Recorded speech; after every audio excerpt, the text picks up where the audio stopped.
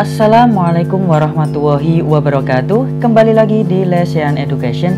Oke teman-teman, pada kesempatan kali ini kita akan melanjutkan pembahasan kita, yaitu masih di TWK paling hot di CPNS tahun 2021. Dan di video kali ini teman-teman kita akan membahas tentang 20 soal beserta pembahasannya tentang materi yang diprediksi akan keluar di CPNS 2021, yaitu tentang radikalisme, terorisme, dan korupsi. Jadi di video kali ini nanti akan ada 20 soal yang nanti akan terintegrasi, ada 3 materi yang nanti ada undang-undang tentang radikalisme, tentang terorisme, dan juga ada roadmap KPK yang akan dimasukkan ke dalam soal berikut ini. Nah teman-teman, di sini saya akan mencoba membuat suatu permainan. Jadi teman-teman ada 20 soal ya, nanti silahkan teman-teman dijawab tapi tanpa membuka web atau membuka buku dan lain sebagainya. Dijawab, kemudian nanti di akhir silahkan jujur ya, nanti salah berapa benar berapa untuk mengecek kesiapan teman-teman untuk menghadapi CPNS 2021. Oke teman-teman, sekarang kita masuk ke part 37 ya. Jadi bagi teman-teman yang belum melihat part 1 sampai part 36, silahkan cek di playlist. Ada 2 playlist, yaitu CPNS 2020-2021 dan ada CPNS 2019-2020, yaitu ada 2 playlist CPNS, dan SKB juga ada, TIU juga ada, TWK juga ada, TKP juga ada. Silahkan teman-teman bisa cek. Oke teman-teman, kalau sudah sekarang kita akan masuk ke soal yang pertama. Jadi soalnya saya kasih dulu di sini di awal bocorannya. Jadi soal ini nanti adalah soal yang hot, soalnya panjang-panjang seperti soal TKP ya. Jadi nanti silahkan disimak dengan baik ya. Luangkan waktunya untuk melihat video ini, mengerjakan dengan baik. Oke, kita mulai ke soal yang pertama. Oke ya. Jadi sejak kasus bom bunuh diri yang dilakukan pasangan suami istri di depan Gereja Katedral Makassar, kepolisian sudah menangkap 13 terduga teroris di 4 lokasi yang berbeda. Polisi juga memusnahkan 5 bom rakitan yang disita dari beberapa tersangka. Sebagaimana yang diberitakan di media, Kepala Bagian Penerangan Umum atau Kebakpenum Divisi Humas Polri Kombes Pol Ahmad Ramadan mengatakan, sejak Januari hingga Maret 2021, kepolisian sudah menangkap 94 terduga teroris. Nah, di Indonesia, tindak pidana terorisme itu merupakan kejahatan serius yang dilakukan dengan menggunakan kekerasan atau ancaman kekerasan dengan sengaja, sistematis, dan terencana yang menimbulkan suasana teror atau rasa takut secara meluas dengan target, ya bisa teman-teman baca ya pilihan gandanya. A. Aparat negara, penduduk di suatu daerah yang sudah ditarget, serta objek vital yang strategis, lingkungan hidup, dan fasilitas publik atau fasilitas internasional. B. Aparat negara, penduduk sipil secara massal atau terseleksi, serta objek vital yang strategis, lingkungan hidup, dan fasilitas publik atau fasilitas internasional. C. Aparat negara, penduduk sipil secara acak atau tidak terseleksi, serta objek vital yang strategis, lingkungan hidup, dan fasilitas publik atau fasilitas internasional. Nah kemudian D ya, aparatur negara, kemudian penduduk sipil secara acak atau terseleksi, serta objek vital yang strategis, lingkungan hidup, dan fasilitas publik atau fasilitas nasional dan internasional. E. Aparatur negara, penduduk sipil secara massal atau tidak terseleksi, serta objek vital di pusat kota besar, lingkungan hidup, dan fasilitas publik atau fasilitas internasional. Oke teman-teman, soal nomor 1 yang soal hot itu sudah saya tampilkan. Silakan teman-teman dijawab. Bisa di stop dulu video ini ya, silahkan. Kalau sudah ketemu jawabannya, sekarang kita akan membahasnya. Oke, pembahasan untuk soal nomor 1 ya. Jadi tindak pidana terorisme itu merupakan kejahatan serius yang dilakukan dengan menggunakan kekerasan atau ancaman kekerasan dengan sengaja, sistematis, dan terencana yang menimbulkan suasana teror atau rasa takut secara meluas dengan target, yaitu adalah aparat negara, kemudian penduduk sipil secara acak atau tidak terseleksi ya, serta objek vital yang strategis, lingkungan hidup, dan fasilitas publik atau fasilitas internasional, dan cenderung tumbuh menjadi bahaya simetrik yang membahayakan keamanan dan kedaulatan negara, kemudian integritas teritorial, perdamaian, kesejahteraan dan keamanan manusia. Nah, baik nasional, regional maupun internasional. Nah, ini teman-teman itu ada di penjelasan atas Undang-Undang RI nomor 5 tahun 2018 ya. Ada di undang-undang tersebut. Oke teman-teman, jadi di sini jelas ya untuk jawabannya itu adalah kalau di sini itu yang tertulis itu adalah ini ya, penduduk sipilnya secara acak atau tidak terseleksi. Ya, kalau yang B ini terseleksi ya, penduduk di suatu daerah yang sudah ditarget tidak ada jawabannya, yang terseleksi juga tidak ada. Nah, kemudian ini penduduk sipil secara massal juga tidak ada ya. Jadi di sini kata kuncinya adalah penduduk sipil secara acak atau tidak terseleksi. Oke teman-teman, berarti di sini tepat ya, jawaban yang paling tepat untuk nomor 1 itu adalah yang C. Oke, soal nomor 1 apakah sudah salah atau benar? Oke, sekarang kita lanjutkan teman-teman ke soal nomor 2. Ya. Tindak pidana terorisme pada dasarnya bersifat transnasional dan terorganisasi karena memiliki kekhasan yang bersifat clandestine, yaitu rahasia, diam-diam, atau gerakan bawah tanah lintas negara yang didukung oleh pendayagunaan teknologi modern di bidang komunikasi, kemudian informatika, transportasi, dan persenjataan modern, sehingga memerlukan kerjasama di tingkat internasional untuk menanggulanginya. Nah, tindak pidana terorisme dapat disertai dengan motif ideologi atau motif politik atau tujuan tertentu serta tujuan lain yang bersifat pribadi, kemudian ekonomi dan radikalisme yang membahayakan ideologi negara dan keamanan negara. Oleh karena itu, tindak pidana terorisme selalu diancam dengan pidana berat oleh hukum pidana dalam yurisdiksi negara. Nah, yurisdiksi negara yang dimaksud yaitu ya, bisa teman-teman lihat pilihannya. A. Kekuasaan atau kompetensi hukum negara terhadap orang, benda atau suatu peristiwa hukum. B. Kepastian hukum negara terhadap seseorang, benda atau berbagai peristiwa hukum di suatu negara. C. Kekuatan hukum negara untuk mengatur seseorang, benda-benda atau suatu peristiwa hukum ya. D. Kekuasaan atau kompetensi hukum negara terhadap seseorang, benda atau suatu peristiwa ya, pidana dan perdata. E. Kekuatan hukum negara untuk mengatur seseorang, benda-benda atau suatu peristiwa hukum pidana berat. Oke teman-teman, silahkan dijawab, di stop dulu boleh video ini. Kalau sudah dijawab, sekarang kita akan lanjutkan ke pembahasannya. Nah, soal nomor 2, jadi di sini kita berbicara tentang yurisdiksi. Nah, jadi yurisdiksi ini akan sangat berkaitan dengan kedaulatan dan kewenangan negara-negara. Jadi setiap negara yang berdaulat yang telah diakui itu pasti memiliki yurisdiksi untuk menunjukkan kewibawaannya pada rakyatnya atau pada masyarakat internasional. Nah, yurisdiksi di sini itu adalah kekuasaan atau kompetensi hukum negara terhadap orang, benda atau peristiwa hukum ya. Jadi di sini jelas ya, di sini jawaban yang paling tepat itu adalah yang A ya. Jadi yurisdiksi negara itu tidak dapat dipisahkan dari asas kedaulatan. Jadi ada yang mengatakan bahwa yurisdiksi negara itu adalah sebuah kedaulatan ya. Nah, tapi di sini pengertiannya sedikit berbeda dengan kedaulatan. Nah, konsekuensi logis dari asas kedaulatan negara, kemudian karena negara memiliki kedaulatan atau kekuasaan tertinggi dalam batas-batas teritorialnya. Oke, jadi di sini teman-teman itu yang dimaksud dengan yurisdiksi itu adalah kekuasaan ya atau kompetensi hukum ya. Jadi kompetensi hukum, kekuasaan atau kompetensi hukum negara terhadap orang, kemudian terhadap benda atau terhadap suatu peristiwa hukum seperti itu.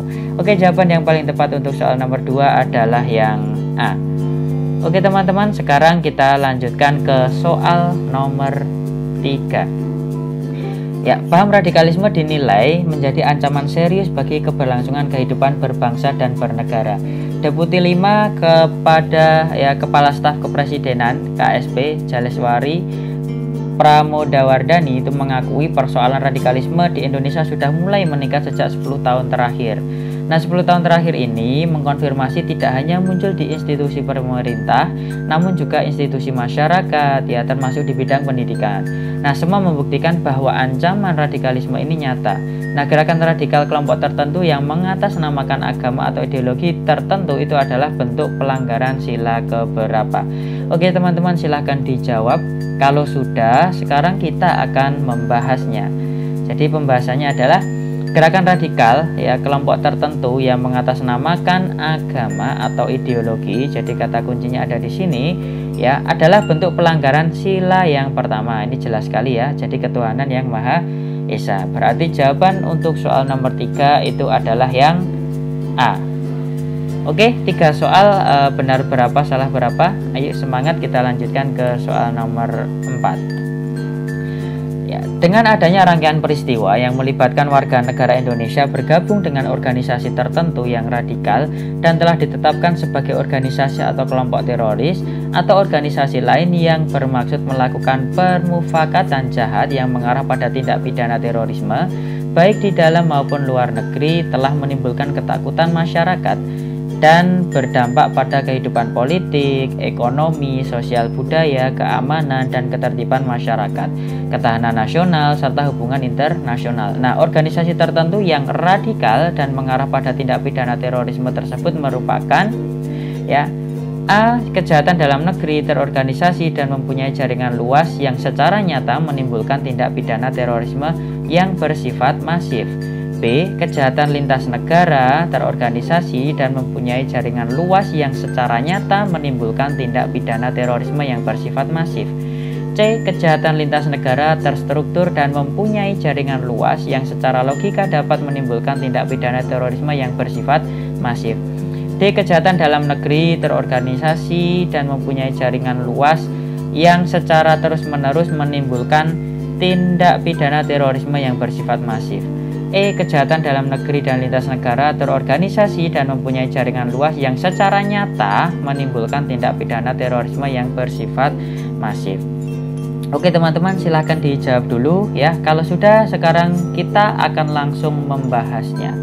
Jadi pembahasan untuk soal ini adalah ya, organisasi tertentu yang radikal dan mengarah pada tindak pidana terorisme itu disebut merupakan kejahatan lintas negara terorganisasi dan mempunyai jaringan yang luas yang secara nyata menimbulkan tindak pidana terorisme yang bersifat masif ya. Jadi di sini itu jawaban yang paling benar adalah lintas negara ya. Jadi kita buang yang dalam negeri kita buang. Jadi kemungkinan jawabannya adalah B ya dan C ya. Nah, kemudian di sini adalah terorganisasi ya, bukan terstruktur ya. Jadi di sini jawaban yang paling tepat itu adalah yang B.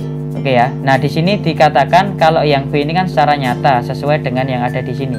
Kalau di sini dengan menggunakan logika ya, tidak ada kata logika di pembahasan ini. Oke, berarti jawaban untuk soal nomor 4 itu adalah yang B. Oke teman-teman, bisa dicatat kata-kata kuncinya dari soal per soal yang saya garis bawah seperti lintas negara, terorganisasi, secara nyata seperti itu. Itu untuk cara mengingatnya adalah bisa teman-teman catat sebagai kata kunci setiap soal-soal yang saya tampilkan. Oke, sekarang kita masuk ke soal nomor 5.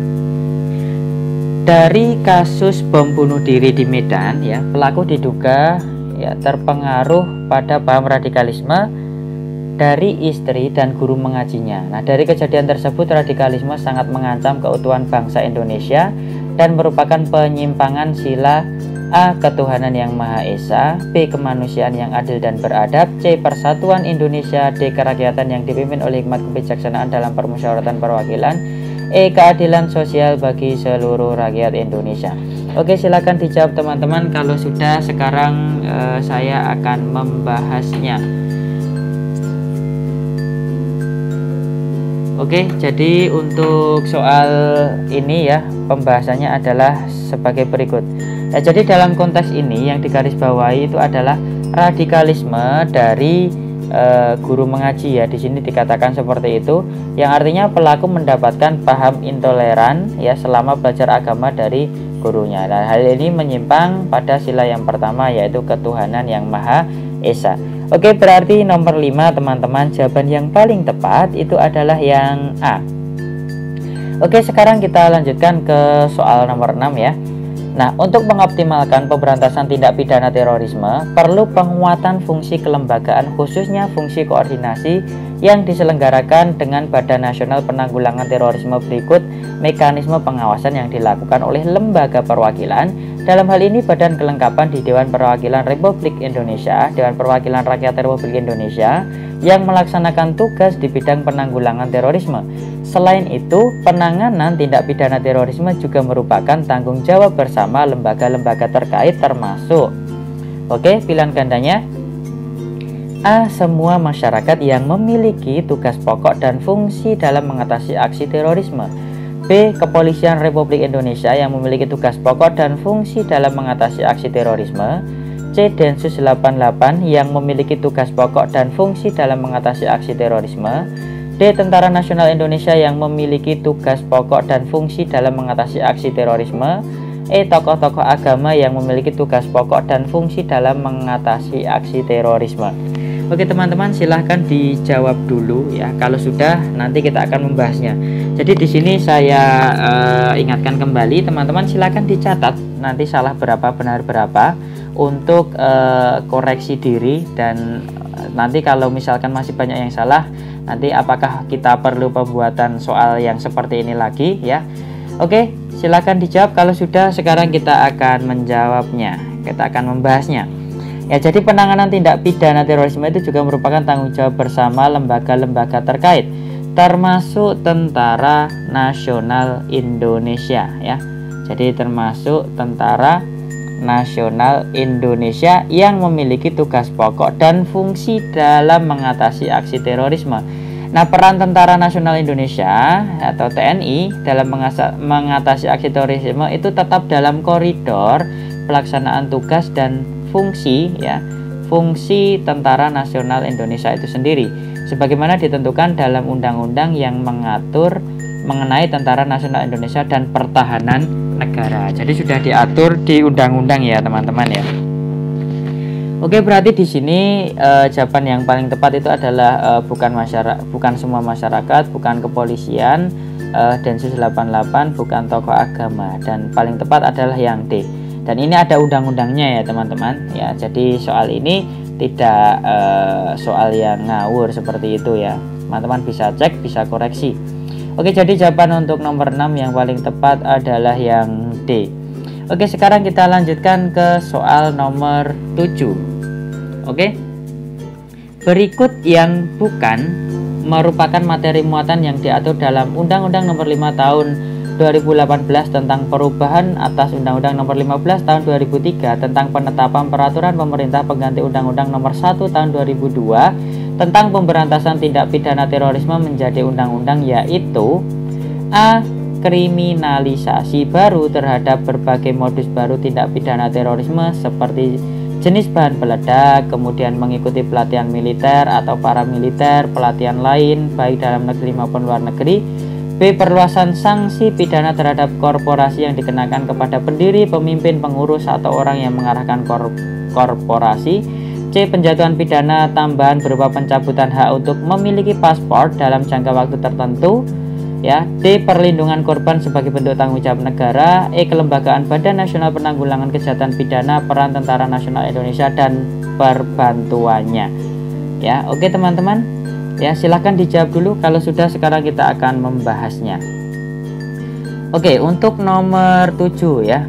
Jadi muatan yang diatur dalam Undang-Undang Nomor 5 Tahun 2018 ya, di video yang sebelumnya kalau tidak salah di part 34, 33 atau 35 saya sudah menyinggung tentang Undang-Undang Nomor 5 Tahun 2018 dan sudah dijelaskan pula di soal itu adalah tentang perubahan. Jadi dulu undang-undang tentang terorisme itu Undang-Undang Nomor 15 Tahun 2003 ya, dan awalnya itu bukan undang-undang ya, jadi ada peraturan pemerintah itu nomor 1 tahun 2002 ya. Jadi yang terbaru adalah Undang-Undang Nomor 5 Tahun 2018. Nah, itu muatannya di sini diatur, isinya adalah kriminalisasi baru terhadap berbagai modus baru tindak pidana terorisme seperti jenis bahan peledak ya. Ini ada ya. Yang A, perhatikan, mengikuti pelatihan militer, paramiliter, pelatihan lain baik dalam negeri maupun luar negeri. Berarti yang A benar. Oke, ingat ya, di sini soalnya adalah yang bukan ya teman-teman, jangan terkecoh. Nah, kemudian yang kedua, perluasan sanksi, ya, perluasan sanksi pidana terhadap korporasi yang dikenakan pendiri, pemimpin, pengurus, orang yang mengarahkan korporasi. Berarti yang B benar. Penjatuhan pidana tambahan berupa pencabutan hak untuk memiliki paspor dalam jangka waktu tertentu. Yang C juga benar. Kemudian yang keempat, perlindungan korban sebagai bentuk tanggung jawab negara, itu juga benar. Kemudian yang nomor 5, kelembagaan Badan Nasional Penanggulangan Terorisme, peran Tentara Nasional Indonesia dan pengawasannya. Ya, di sini kelembagaan Badan Nasional Penanggulangan Kejahatan Pidana, ya, harusnya adalah tentang terorisme, bukan kejahatan pidana saja, ya. Memang terorisme tindakan pidana, tapi ini dikhususkan di sini sesuai dengan undang-undang. Jadi ini berbeda ya teman-teman. Dan juga perbantuannya, kalau di sini adalah pengawasannya. Oke, jadi sudah jelas di sini yang bukan merupakan materi muatan dalam undang-undang terorisme itu adalah yang E. Berarti jawaban nomor 7 yang paling tepat adalah yang E. Oke teman-teman, sekarang kita lanjutkan ke soal nomor 8 ya. Masih semangat ya. Oke, yang membuat video juga masih semangat. Harusnya teman-teman harus semangat ya, harus semangat mencoba untuk menjawab soal-soal ini. Oke, kita lanjutkan soal nomor 8. Berdasarkan Undang-Undang Nomor 5 Tahun 2018 Pasal 10A Ayat 1 dijelaskan bahwa setiap orang yang secara melawan hukum memasukkan ke wilayah negara kesatuan Republik Indonesia, membuat, menerima, memperoleh, menyerahkan, menguasai, membawa, mempunyai persediaan padanya atau mempunyai dalam miliknya, kemudian menyimpan, mengangkut, menyembunyikan atau mengeluarkan dari wilayah negara kesatuan Republik Indonesia, yaitu senjata kimia, senjata biologi, radiologi, mikroorganisme, nuklir, radioaktif atau komponennya, dengan maksud untuk melakukan tindak pidana terorisme, dipidana dengan pidana, ya. Bisa teman-teman baca. Untuk yang A, penjara paling singkat 3 tahun, paling lama 20 tahun, kemudian penjara seumur hidup atau pidana mati. Kemudian yang B, penjara paling singkat 5 tahun, paling lama 20 tahun, penjara seumur hidup atau pidana mati. C, penjara paling singkat 5 tahun, paling lama 25 tahun, pidana penjara seumur hidup atau pidana mati. D, penjara paling singkat 10 tahun dan paling lama 20 tahun, pidana penjara seumur hidup atau pidana mati. E, penjara paling singkat 10 tahun, paling lama 25 tahun, pidana penjara seumur hidup atau pidana mati. Oke, silakan teman-teman untuk dijawab ya. Kalau sudah, sekarang kita akan membahasnya ya. Nah, jadi pembahasan ini sesuai dengan UU Nomor 5 Tahun 2018 Pasal 10A Ayat 1, bisa teman-teman lihat. Itu penjara paling singkat adalah 3 tahun dan paling lama 20 tahun, kemudian pidana penjara seumur hidup atau pidana mati. Oke, jelas ya di sini teman-teman, dari berdasarkan pasal yang paling tepat berarti adalah yang A. Oke, jawaban nomor 8 adalah yang A ya. Jadi bisa teman-teman catat kata kuncinya, paling singkat 3 tahun, kemudian paling lama 20 tahun. Ya, ini 25 bukan, ini yang 5 juga bukan. Oke, sekarang kita lanjutkan ke soal nomor 9. Setiap orang yang dengan sengaja memperdagangkan bahan potensial sebagai bahan peledak atau memperdagangkan senjata kimia, senjata biologi, radiologi, mikroorganisme, bahan nuklir, radioaktif atau komponennya, bentuk melakukan tindak pidana terorisme sebagaimana dimaksud dalam pasal 9 atau pasal 10 dipidana dengan pidana penjara paling singkat 2 tahun dan paling lama 7 tahun. Diatur dalam A. Undang-Undang Nomor 3 Tahun 2015 Pasal 10A Ayat 1, B. UU Nomor 3 Tahun 2015 Pasal 10A Ayat 2, C. UU Nomor 4 Tahun 2016 Pasal 10A Ayat 2, D. UU Nomor 5 Tahun 2018 Pasal 10A Ayat 1, E. UU Nomor 5 Tahun 2018 Pasal 10A Ayat 2. Oke, nomor 9 silahkan dijawab, bisa di stop dulu videonya. Kalau sudah, sekarang kita akan membahasnya. Oke teman-teman, jadi kita bahas ya. Jadi berdasarkan UU Nomor 5 Tahun 2018 Pasal 10A Ayat 2 itu dijelaskan bahwa setiap orang yang dengan sengaja memperdagangkan bahan potensial sebagai bahan peledak atau memperdagangkan senjata kimia, biologi, radiologi, mikroorganisme, ya, bahan nuklir, radioaktif atau yang lainnya, itu yang dimaksud dalam pasal 9 dan pasal 10 dipidana dengan pidana penjara paling singkat 2 tahun dan paling lama 7 tahun ya. Itu tercantum dalam Undang-Undang Nomor 5 ya, ingat ya, bukan 3 bukan 4 ya. Nomor 5 tahun 2018, ini tahunnya juga salah ya, ayat kedua. Oke ya, jadi nomor 9 jawaban yang paling tepat adalah yang E. Oke, sekarang kita lanjutkan ke soal nomor 10. Ledakan bom bunuh diri mengguncang markas Polrestabes Medan di Jalan HM Said, Kota Medan, Sumatera Utara pada Rabu 13 November 2019. Nah, menurut Polri, peristiwa itu bermula saat petugas kepolisian setempat baru saja menggelar apel pagi di halaman markas Polrestabes Medan sekitar pukul 8 waktu Indonesia Barat. Beberapa menit setelah usai menggelar apel, tiba-tiba bom meledak di sekitar halaman kantor operasional markas Polrestabes Medan. Setidaknya ada 6 orang terluka yang terdiri dari 5 orang anggota polisi dan 1 warga sipil. Nah, aksi ini merupakan contoh kasus penyimpangan Pancasila, khususnya pada A sila ke-1, B sila ke-2, C sila ke-3, D sila ke-4, E sila ke-5. Oke, silakan dijawab teman-teman. Kalau sudah, sekarang kita akan membahasnya. Oke, kita bahas ya.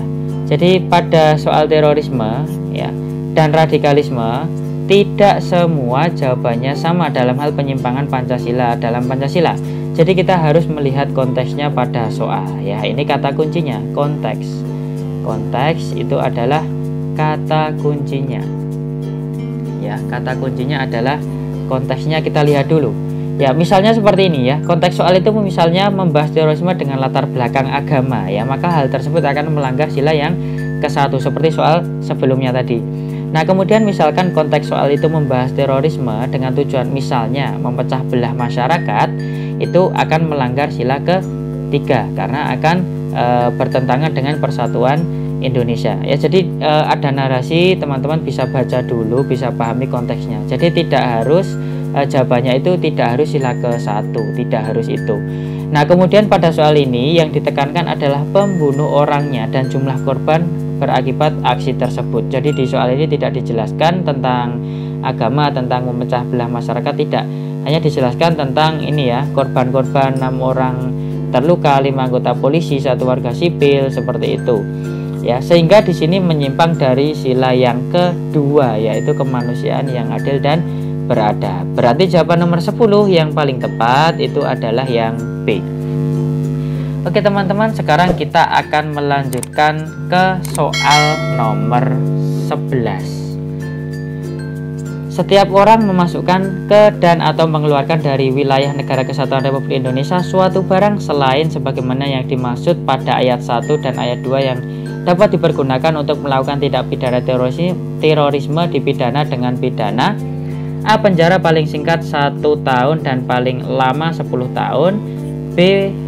Paling singkat 2 tahun, paling lama 11 tahun, C. Paling singkat 3 tahun, paling lama 12 tahun, D. Paling singkat 4 tahun, paling lama 13 tahun, E. Paling singkat 5 tahun, paling lama 14 tahun. Oke, sekarang silahkan dijawab dulu teman-teman, di stop dulu videonya. Kalau sudah, sekarang kita akan membahasnya. Oke, jadi setiap orang yang memasukkan ke dan atau mengeluarkan dari wilayah negara NKRI suatu barang selain sebagaimana yang dimaksud pada ayat 1 atau 2 yang dapat dipergunakan untuk melakukan tindak pidana terorisme, itu dipidana dengan pidana penjara paling sedikit 3 tahun, paling lama 12 tahun ya. Jadi 3 12 ya, diingat-ingat ya teman-teman. Ini tentang ini ya, mengeluarkan dari wilayah NKRI selain suatu barang yang diatur pada ayat 1 dan ayat 2 di Undang-Undang Nomor 5 tahun 2010 di pasal 10A ya. Jadi yang dimaksud ini adalah pasal 10A. Oke ya, jadi jawaban di sini yang paling tepat itu adalah yang C. Oke teman-teman, silahkan ditulis salah berapa sampai nomor 11. Oke, kalau sudah, sekarang kita lanjutkan ke soal nomor 12. Jadi radikalisme merupakan suatu sikap yang mendambakan perubahan secara total dan bersifat revolusioner dengan menjungkir balikan nilai-nilai yang ada secara drastis. Berikut ini yang bukan merupakan ciri yang bisa dikenali dari sikap dan paham radikal, yaitu Ingat ya, di sini soalnya adalah yang bukan. Oke, kita baca dulu pilihan gandanya. A. Tidak mau menghargai pendapat dan keyakinan orang lain. B. Selalu merasa benar sendiri dan menganggap orang lain salah. C. Membedakan diri dari umat beragama yang ada pada umumnya. D. Membentuk suatu kelompok tersendiri yang berlandaskan Calvinisme. E. Cenderung menggunakan cara-cara kekerasan untuk mencapai tujuan. Oke, silahkan dijawab dulu teman-teman, di stop dulu videonya. Kalau sudah, sekarang kita akan membahasnya. Jadi untuk soal nomor 12 ya, itu pembahasannya. Jadi kita tahu bahwa Calvinisme itu adalah suatu paham yang mengajarkan tentang rasa cinta, loyalitas atau kesetiaan kepada tanah air dan bangsa secara berlebihan ya. Jadi cinta tanah air tetapi secara berlebihan. Nah, dilihat dari definisinya ini sudah jelas ya teman-teman, bahwa Calvinisme ini berbeda dengan radikalisme ya. Jadi Calvinisme ini berkaitan dengan rasa cinta yang berlebihan, sedangkan radikalisme itu justru bersikap kontra atau berlawanan terhadap tanah air. Ya, di sini jelas bahwa jawaban yang paling tepat itu adalah yang mengandung ini kata Calvinisme. Berarti jawaban nomor 12 yang paling tepat itu adalah yang D. Oke, sekarang kita lanjutkan ke soal nomor 13. Menurut Undang-Undang Nomor 5 Tahun 2018 Pasal 31A disebutkan bahwa dalam keadaan mendesak penyidik dapat melakukan penyadapan terlebih dahulu terhadap orang yang diduga kuat mempersiapkan, merencanakan, dan atau melaksanakan tindak pidana terorisme, dan setelah pelaksanaannya dalam jangka paling lama 3 hari wajib meminta penetapan kepada A. Ketua Pengadilan Negeri yang wilayah hukumnya meliputi tempat kedudukan penyidik. B. Ketua Pengadilan Tinggi yang wilayah hukumnya meliputi tempat kedudukan penyidik. C. Ketua Mahkamah Agung yang wilayah hukumnya meliputi tempat kedudukan penyidik. D. Ketua Mahkamah Konstitusi yang wilayahnya hukumnya meliputi tempat kedudukan penyidik. E. Ketua Kepolisian yang wilayah hukumnya meliputi tempat kedudukan penyidik. Oke teman-teman, kalau sudah silahkan dijawab. Kalau sudah, sekarang kita akan membahasnya. Oke ya, kita bahas ya. Jadi menurut Undang-Undang Nomor 5 Tahun 2018 Pasal 31A ya, jadi kita masih menggunakan dasar ini teman-teman, karena tentang terorisme dan radikalisme itu yang update adalah ini ya. Jadi teman-teman bisa download ini dan kemudian bisa dipelajari. Jadi berdasar UU Nomor 5 Tahun 2018 Pasal 31A itu dijelaskan, dalam keadaan mendesak penyidik dapat melakukan penyadapan terlebih dahulu terhadap orang yang diduga kuat mempersiapkan, merencanakan, atau melaksanakan tindak pidana terorisme, dan setelah pelaksanaannya dalam jangka waktu paling lama 3 hari wajib meminta penetapan kepada Ketua Pengadilan Tinggi ya, Ketua Pengadilan Tinggi yang wilayah hukumnya meliputi tempat kedudukan penyidik. Oke, jadi bukan pengadilan negeri, bukan MA, bukan MK, bukan kepolisian. Jadi pengadilan tinggi. Teman-teman bisa catat kata kuncinya, pasal 31A itu tentang ya, tentang penyadapan ya. Jadi caranya seperti ini. Pasal 31A tentang penyadapan itu ke pengadilan tinggi ya. Teman-teman bisa catat sendiri ya. Jadi jawaban yang paling tepat itu adalah yang B. Oke, sekarang kita lanjutkan ke soal nomor 14. Komisi Pemberantasan Korupsi Republik Indonesia atau KPK adalah lembaga negara yang dibentuk dengan tujuan meningkatkan daya guna dan hasil guna terhadap upaya pemberantasan tindak pidana korupsi. KPK bersifat independen dan bebas dari pengaruh kekuasaan manapun dalam melaksanakan tugas dan wewenangnya. Berikut yang bukan merupakan tugas dari Komisi Pemberantasan Korupsi atau KPK adalah ya, perlu digarisbawahi ya, yang bukan ya. Oke, berarti yang A kita baca dulu, koordinasi dengan instansi yang berwenang melakukan pemberantasan tindak pidana korupsi ya. Kemudian B, supervisi terhadap instansi yang berwenang melakukan pemberantasan tindak pidana korupsi. C, melakukan penyelidikan, penyidikan, dan penuntutan terhadap tindak pidana korupsi. D, melakukan tindakan-tindakan pencegahan tindak pidana korupsi. E, memberikan laporan tertulis terhadap penyelenggaraan pemerintahan negara yang berpotensi melakukan tindak pidana korupsi. Oke, sekarang silahkan dijawab dulu teman-teman ya, silahkan dijawab. Kalau sudah, sekarang kita akan membahasnya. Oke, jadi berdasarkan Undang-Undang Republik Indonesia Nomor 30 Tahun 2002 ya, Nomor 30 Tahun 2002 itu tentang Komisi Pemberantasan Tindak Pidana Korupsi ya, tentang KPK. Teman-teman bisa search di Google, banyak ya teman-teman. Oke, itu ada beberapa tugas dari KPK. Yang pertama adalah koordinasi dengan instansi berwenang. Itu berarti yang A benar ya. Kemudian yang B, supervisi terhadap instansi yang berwenang. Itu juga benar.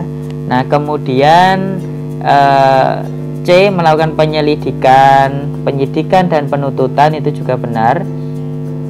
Kemudian yang D, melakukan tindakan pencegahan tindak pidana. Itu juga benar, tindakan pencegahan. Kemudian kita cek yang E ya, di sini yang benar adalah melakukan monitor terhadap penyelenggaraan pemerintah negara ya. Jadi bukan laporan tertulis ya terhadap penyelenggaraan pemerintah. Oke, di sini berarti jawaban yang paling tepat karena yang ditanyakan yang bukan, maka jawabannya adalah yang E. Oke, berarti nomor 14 jawaban yang paling tepat adalah yang E. Oke teman-teman, sekarang kita lanjutkan ke soal nomor 15. Setiap pegawai negeri atau penyelenggara negara yang menerima gratifikasi wajib melaporkan kepada Komisi Pemberantasan Korupsi atau KPK dengan tata cara laporan disampaikan secara tertulis dengan mengisi formulir sebagaimana ditetapkan oleh Komisi Pemberantasan Korupsi dengan melampirkan dokumen yang berkaitan dengan gratifikasi. Ketentuan formulir sebagaimana dimaksud yaitu sekurang-kurangnya memuat A, nama dan alamat lengkap penerima dan pemberi gratifikasi, B, jabatan pegawai negeri atau penyelenggara negara, C, tempat dan waktu penerimaan gratifikasi, D, penjelasan tentang cara mendapatkan gratifikasi, E, uraian jenis gratifikasi yang diterima. Oke teman-teman, silahkan dijawab dulu. Kita sudah sampai nomor 15 ya, tetap semangat, tetap simak video ini sampai selesai ya teman-teman. Saya sudah semangat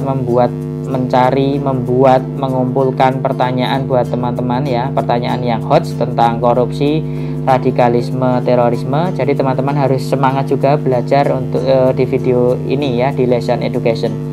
Oke, silakan dijawab nomor 15. Kalau sudah, sekarang kita akan membahasnya.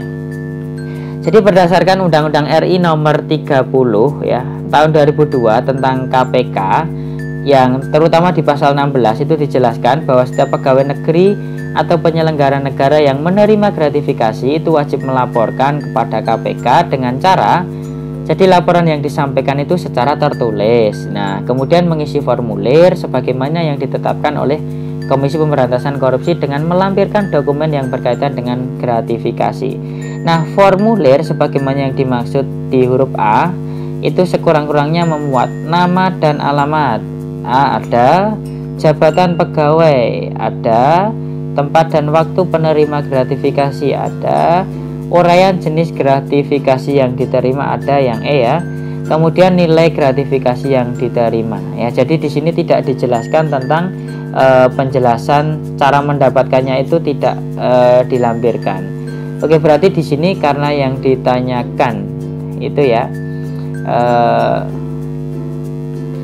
ini soalnya yang bukan ya, yang dimaksud itu yang bukan ya, sekurang-kurangnya memuat apa, ini yang bukan. Di ralat soal untuk nomor 15 ya, ini yang bukan, maksudnya yang bukan termasuk ketentuan formulir ya. Jadi jawaban yang paling tepat adalah yang D.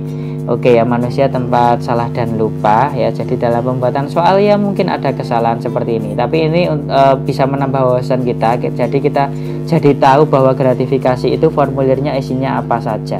Oke teman-teman ya, jadi jawaban di sini soalnya kurang kata bukan ya, sekurang-kurangnya memuat ya yang bukan ada dalam formulir ini. Jadi jawabannya adalah yang D ya teman-teman. Oke, kalau teman-teman menganggap soal nomor 15 ini sebagai bonus juga boleh.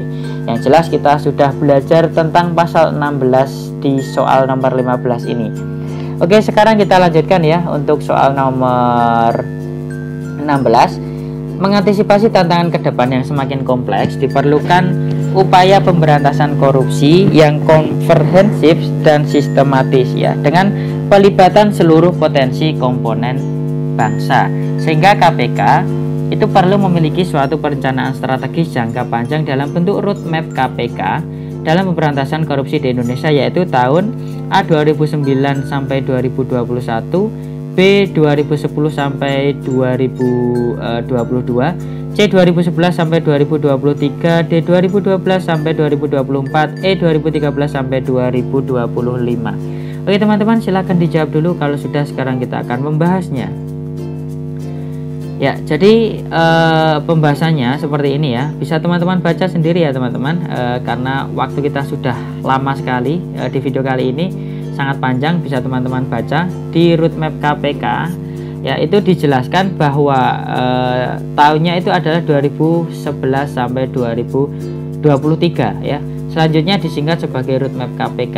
Nah, jadi roadmap KPK yang dimaksudkan ini itu untuk memberi arah pemberantasan korupsi yang akan dilakukan dalam jangka panjang ya sampai 2023. Nah, keberadaan roadmap KPK ini menjadi penting ya karena dokumen perencanaan yang telah ada itu terbatas hanya mencakup strategi jangka menengah ya dan jangka pendek saja. Maka dibutuhkan roadmap KPK ini yaitu jangka panjang, itu dari 2011 sampai 2023. Berarti jawaban yang paling tepat itu adalah yang C.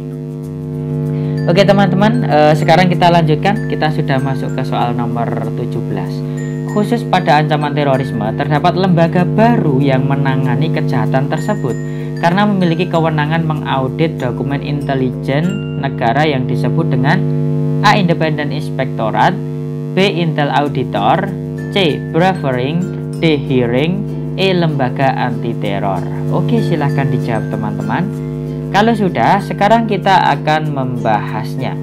Ya, jadi kekhususan dalam tindak pidana terorisme yaitu ditandai juga dengan adanya lembaga hukum yang baru ya dalam hukum acara pidana yang disebut dengan hearing ya.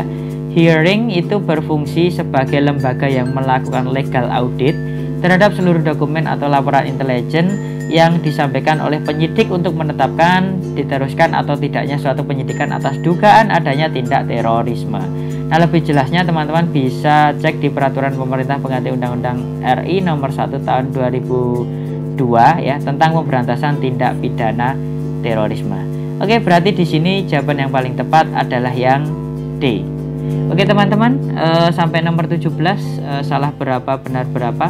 Kalau sudah, sekarang kita lanjutkan ke soal berikutnya, yaitu soal nomor 18. Sebagai sebuah organisasi, KPK tidak akan lepas dari siklus organisasi yang akan mengalami pasang surut. Untuk menjaga eksistensi dan nilai tambah bagi pemberantasan korupsi di Indonesia, KPK perlu melakukan pengembangan kompetensi inti secara berkelanjutan. Roadmap KPK diwarnai oleh A. Kompetensi inti organisasi, dan B. Itu adalah fokus organisasi. Nah, untuk memenuhi tuntutan kompetensi inti organisasi, KPK harus mempersiapkan keunggulan di masa kini dan di masa yang akan datang. Nah, sedangkan untuk mewujudkan fokus organisasi, ya KPK harus memilih atau menentukan skala prioritas dalam merealisasikan visi dan misinya, yaitu dengan memfokuskan penanganan grand corruption dan kepentingan nasional, national interest. KPK akan mewujudkan kompetensi inti organisasi dengan mengambil peran sebagai A. Pendukung dalam pembangunan sistem intelijen Indonesia atau SIN, B. Pendukung dalam pembangunan sistem integritas nasional atau SIN, C. Pionir dalam pembangunan sistem intelijen nasional atau SIN, D. Pionir dalam pembangunan sistem integritas nasional atau SIN, E. Pionir dalam pembangunan sistem integritas negara atau SIN. Oke teman-teman, silahkan dijawab dulu ya. Kalau sudah, sekarang kita akan membahasnya. Ya, jadi KPK itu akan mewujudkan kompetensi inti organisasi dengan mengambil peran sebagai pionir dalam pembangunan sistem integritas nasional. Ya, jadi teman-teman, ada kaitannya tentang korupsi dengan integritas ya. Jadi korupsi dan integritas itu ada kaitannya. Teman-teman bisa browsing ya. Integritas saya juga sudah pernah membahas ya teman-teman di video di playlist tahun 2019-2020. teman-teman bisa cek tentang integritas, itu sudah saya bahas ya. Tentang korupsi juga soal-soalnya beberapa sudah saya bahas di video sebelumnya. Jadi di sini teman-teman, yang paling tepat itu adalah sistem integritas ya, bukan intelijen ya, nasional ya, bukan negara.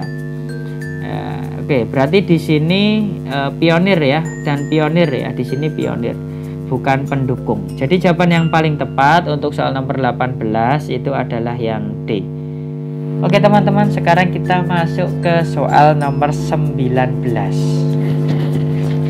Jika diibaratkan sebagai sebuah rumah bangunan, SIN terdiri atas 3 bagian utama, yaitu pondasi, pilar atau tiang penyangga, dan atap. Pondasi itu terdiri atas sistem politik, sosial, ekonomi, dan budaya. Sedangkan pilar atau tiang penyangga terdiri atas badan atau lembaga legislatif, eksekutif, kehakiman atau peradilan, sektor publik, sektor keuangan, penegak hukum, komisi pemilihan umum, komisi ombudsman, badan audit, organisasi anti korupsi, partai politik, media massa, masyarakat madani, dan dunia usaha. Terakhir, atap itu merupakan A. Hasil akhir yang dicapai berupa kesejahteraan nasional, B. Hasil akhir yang dicapai berupa ketahanan nasional, C. Hasil akhir yang dicapai berupa kesatuan nasional, D. Hasil akhir yang dicapai berupa persatuan nasional, E. Hasil akhir yang dicapai berupa integritas nasional. Oke, silakan dijawab teman-teman kalau sudah. Sekarang kita akan membahasnya. Jadi seperti yang dijelaskan di soal tadi ya. Jadi untuk atapnya itu merupakan hasil akhir yang dicapai berupa integritas nasional. Jadi teman-teman di sini kita punya kata kunci. SIN sendiri itu tadi kan singkatannya dari sistem integritas nasional ya. I-nya itu integritas ya. Jadi kata kuncinya di sini integritas, maka kita cari yang integritas ya teman-teman. Oke, di sini bisa teman-teman cek ya, tercantum ini dalam kerangka berpikir roadmap KPK tahun 2011 sampai 2023. Oke, berarti jawaban yang paling tepat itu adalah yang E. Ya, jadi di web itu sudah ada ya teman-teman. Saya tidak perlu mencantumkan linknya. Teman-teman bisa cari sendiri ya, ketik aja roadmap KPK PDF itu nanti langsung muncul dan silahkan di-download untuk dipelajari. Oke, sekarang kita lanjutkan ke soal terakhir, yaitu soal nomor 20 teman-teman. Soal nomor 20, dalam roadmap KPK itu tercantum bahwa fokus area itu memiliki 3 fase ya, memiliki 3 fase, di mana masing-masing fase itu dilaksanakan selama A 3 tahun, B 4 tahun, C 5 tahun, D 6 tahun, E 10 tahun. Oke, silahkan dijawab untuk soal terakhir ya. Kalau sudah, sekarang kita akan membahasnya. Oke, di sini saya gambarkan di sini seperti ini. Jadi ada tiga fase. Fase yang pertama ini ya warna merah. Itu pondasi sistem internasional ya.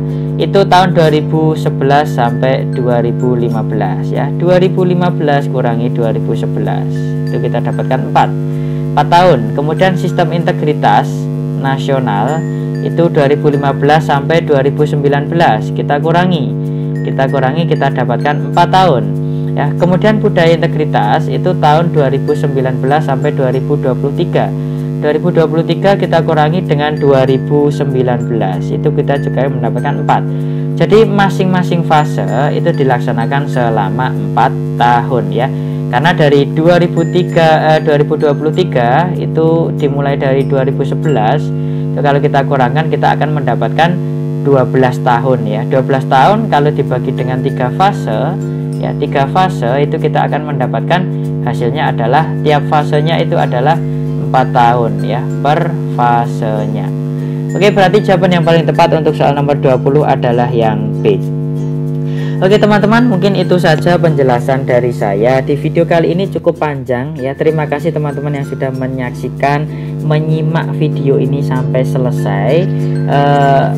Terima kasih yang sudah mendukung. Jangan lupa teman-teman untuk dukung terus channel ini dengan cara klik tombol subscribe, like, share ya. Sangat senang sekali kalau teman-teman mau membagikan di sosial media, di status, kemudian di grup link-link video dari Lesson Education, supaya saya sebagai admin Lesson Education juga semakin semangat, semakin memperhatikan komentar-komentar teman-teman, request apa saya buatkan ya. Terima kasih sudah mendukung terus channel ini. Sampai ketemu di video selanjutnya. Silahkan request di kolom komentar. Wassalamualaikum warahmatullahi wabarakatuh.